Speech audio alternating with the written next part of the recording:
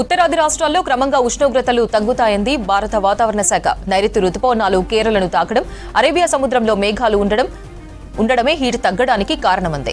నిన్నటి వరకు ఉత్తరాది రాష్ట్రాలకు రెడ్ అలర్ట్ జారీ చేసిన ఐఎండీ దానిని ఆరెంజ్ స్థాయికి మార్చింది. మరోవైపు 3 రోజుల్లో తమిళనాడు, కర్ణాటక, పశ్చిమ బెంగాల్, ఈశాన్య రాష్ట్రాలకు నైరుతి రుతుపవనాలు విస్తరిస్తాయని తెలిపింది. దీని ప్రభావంతో ఢిల్లీ, పంజాబ్, హర్యానాతో పాటు హిమాలయ రాష్ట్రాల్లో చిరుజల్లులు కురిసే అవకాశం ఉందంది ఐఎండీ.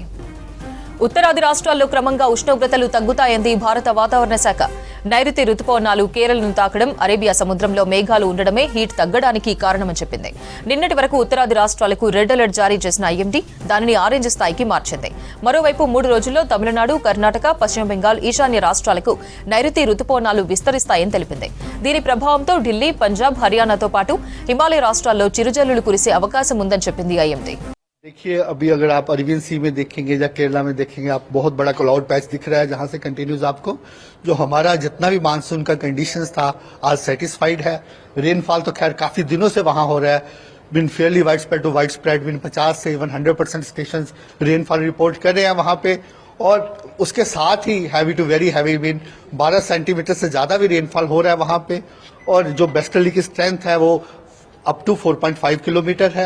और लो लेवल में विंड काफी स्ट्रॉन्ग है. इसको मद्देनजर रखते हुए सारी कंडीशन सेटिस्फाई होने के बाद हमने केरला में आज मानसून एडवांस किया है. इसके अलावा जो दूसरा पार्ट किया है, मैं आपको इस पिक्चर्स के माध्यम से समझाना चाहूंगा.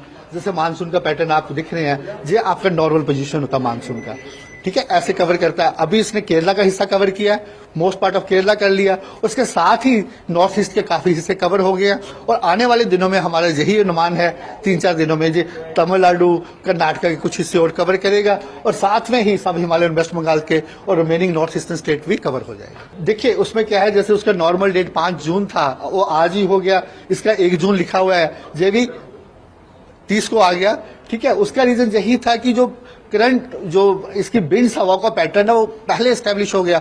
अभी भी कल 2-3 दिनों से कंटिन्यूज स्ट्रॉन्ग जहां से बेस्ट हवाएं चल रही हैं, सौदर्ली हवाएं चल रही है, जहां से आपका बे ऑफ बंगाल से हवाएं चल रही हैं, वही पैटर्न पूरा सेटिस्फाई हो गया. तो अकॉर्डिंगली हमने वहां पे एडवांस किया. वही मैंने आपको बताया, जो हमने प्रेस रिलीज इशू कर रहे हैं, उसमें जो केरला का पूरा हिस्सा कवर कर जाएगा.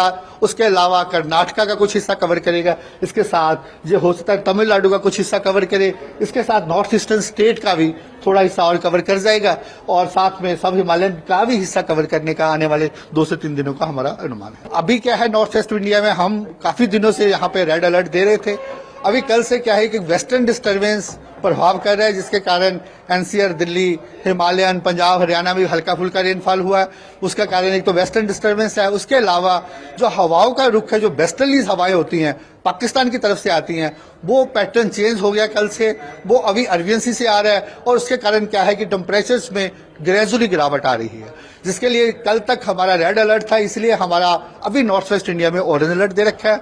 उसका कारण यही है कि काफी हिस्सों में टेम्परेचर्स कम हो जाएंगे. लेकिन फिर भी heat wave to severe heat wave, जैसे मई महीने का जो हीट वेव आता है वो थ्रेशोल्ड बेस्ड आता है, कि फिर भी 47+ टेम्परेचर्स आने वाले दिनों में आज के लिए कहीं ना कहीं पहुंच सकते हैं. पंजाब, हरियाणा, एनसीआर, दिल्ली, राजस्थान. लेकिन जो सीवियरिटी है वो कम हो रही है. और इसके बाद कल और कम हो जाएगी. हमने जो वार्निंग रखा है, कल और परसों येलो अलर्ट रखा है.